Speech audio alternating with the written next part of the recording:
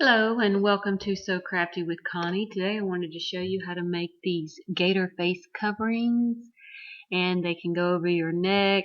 You can wear them several different ways. They're made out of knit fabric, and these are just plain. They have no pocket for filters or nose bends. The supplies you need is knit fabric, the pattern from Sweet Red Poppy, which I will have in the description, a link in the description, a serger or a sewing machine, and other supplies that you need for sewing, scissors, thread, that kind of thing. First thing you're going to do is print out the pattern, and I have it right here, and you're going to put it together. It's real easy. All you do is just tape 1 and 2 together, and you just line up the lines, very easy. And then I just tape all the way around just to keep it from coming apart. Then you're going to grab your fabric. I have some knit fabric here, and I have it folded over, and I'm going to fold it over again because you're going to cut 2 on the fold using whatever size you want. For the size that I used, it was the adult size. So I have lined it up on the adult size line, and I'm going to cut it out using my rotary cutter. At this point, you can pin the pattern in place if you want, keep it from shifting.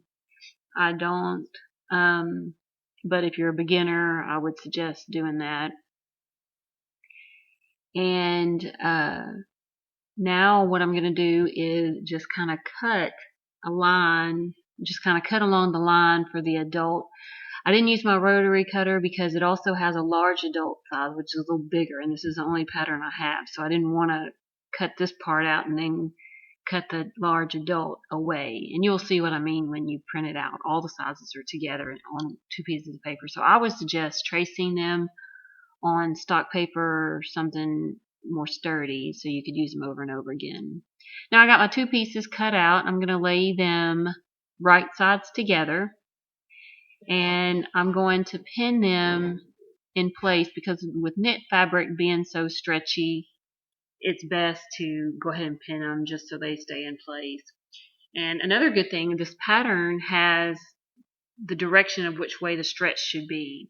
So it's usually horizontal, and it's right there in front of your face, so you'll be able to see it really easily. So now I'm just going to pin these together, and after I pin them, I'm going to take them to my serger, and I'm going to serge each long edge. Now, if you want to sew instead, you can do that. Just use your straight or your zigzag stitch or your stretch stitch. And it is a zigzag stitch for your regular sewing machine, but I'm using my serger here.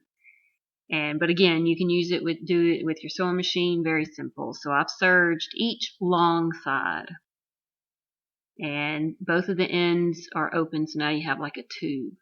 So now I'm going to pull the other end through, and I'm going to match up the ends, and I'm matching up right sides together again, and I'm going to match up the seams, and you want to match up the edges as well. And I'm placing a pin there, kind of hold it in place. And so now you kind of got this half tube looking thing, and I'm going to sew this part with my sewing machine just to kind of show you the difference. So I've removed my insert, and I'm just going to lay it under my sewing machine, and I've got my zigzag stitch on, and I'm going to start at one end, and I'm going to go all the way around, and I'm going to leave about a 2-inch opening. Now I believe the opening I actually left was a little bigger, was a little smaller, but either way it works out. It's just a little harder to turn, so I do suggest making it about 2 inches, leaving the opening about 2 inches. And then I back stitched right there. It's not necessary, but I just did that to keep, when I turn it right side out, it wouldn't come apart. So now I'm going to flip it right side out. And again, my opening was a little bit smaller, so it took me a little while, but I finally got it. And then, so I turned it right side out, and I have the opening right there, and I'm just going to sew that up using again a stretch stitch, my zigzag stitch on my sewing machine. And by the way, that is Gracie. She loves to see what I'm doing, and she has no problem getting in my way, but I love her to death. She's a great sewing partner. Okay, so I've sewed that opening closed using a zigzag stitch. Now I'm going to cut off the loose threads.